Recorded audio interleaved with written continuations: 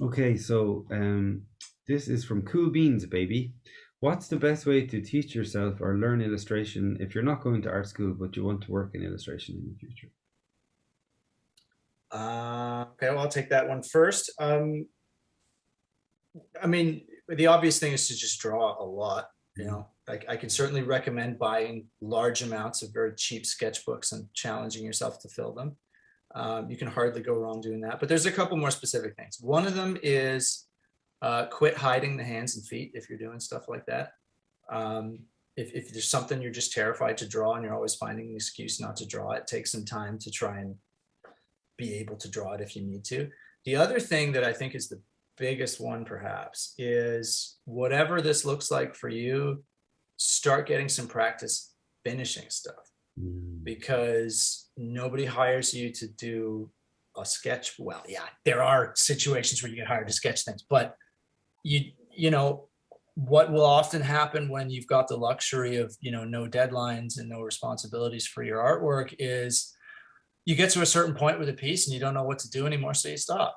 Yeah. And if you're doing it professionally, you've got to deliver and you've got to finish it. And if the problems are not solved in the drawing, you're not done. So get some practice doing that.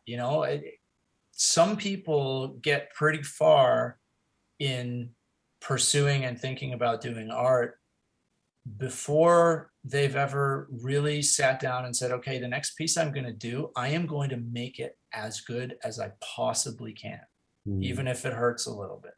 I'm going to put everything I've got into this thing, You see right? what you can do, and then you look at it with cold eyes and go, okay, I see where I need to work. That's right. That's Mm. right. And even, there's in that sense of getting better, it's totally necessary. But also in terms of getting some practical experience with making something you can deliver, Mm. and not relying on your sense of your potential. Because a lot of the time you fill up a sketchbook and you're drawing the little heads and maybe a little piece of a castle or whatever it is, and your brain is alive with all the things that these might be. You're like, I can do this. Great. You got to do it. You got to finish something. Even if it's just one thing, you need to learn to do that because otherwise you're cheating yourself a little bit. And when it comes to time to do things professionally, there's no excuses for anything and you got to deliver or you don't get paid. So finish stuff, make some finished pieces. And That's maybe that the doesn't mean they main, have to be amazing, just you got to make a thing that you could present. that's the main thing that you don't get if you don't go to school. You don't get an assignment that has to be handed Yep. in a certain time, which is what the real world looks like. You have to get the projects done in time. But you can put that on yourself. And I do think the internet's got loads of stuff. I use the new Masters Academy a lot, and I think it's great. It may be expensive, but it's not as expensive as going to art school. And you can do it at your own Mhm. time. But you can also just teach yourself with books from the library and online, YouTube videos and stuff. You can learn a lot self-directed, at least in terms of the technical side of things. Like actually learning how to draw.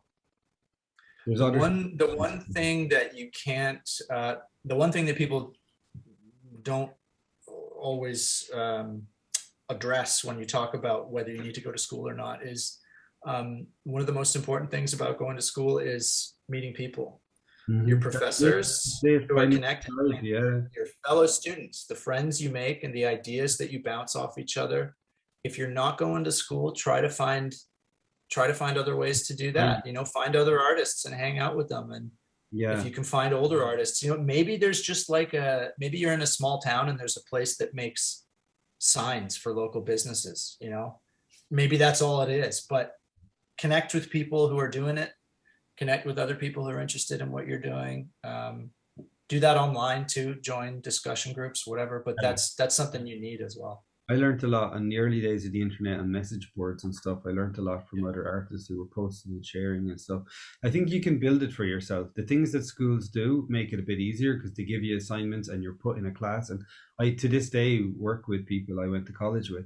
On the other hand, I do think the way we are now, it's possible to find that tribe online. And if you're like, I know some people who transitioned into the industry from similar industries like graphic design, and they've kind of built it for themselves. They've taught themselves all the skills from online resources, and the networking part they do by going to conventions and festivals and introducing themselves and putting together zines or films online with, Yep. so you can emulate the all the things you get from school if you kind of identify them. So yeah, I think we've answered that question well.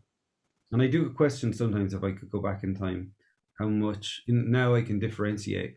Like a big part when I joined Young Irish Filmmakers as a teenager, and part of it was I wanted to meet girls because I went to an all boys school, and as it happens, I met my wife there. But the other part was that I felt like that was a place to learn how to use the equipment, and the equipment constantly changes.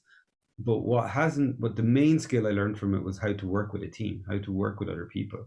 And that's maybe more particular to filmmaking than illustration. But that part, the equipment we used back then, nobody would use it these days. But that wasn't what I really was there to learn. I was there to learn how to work in a team,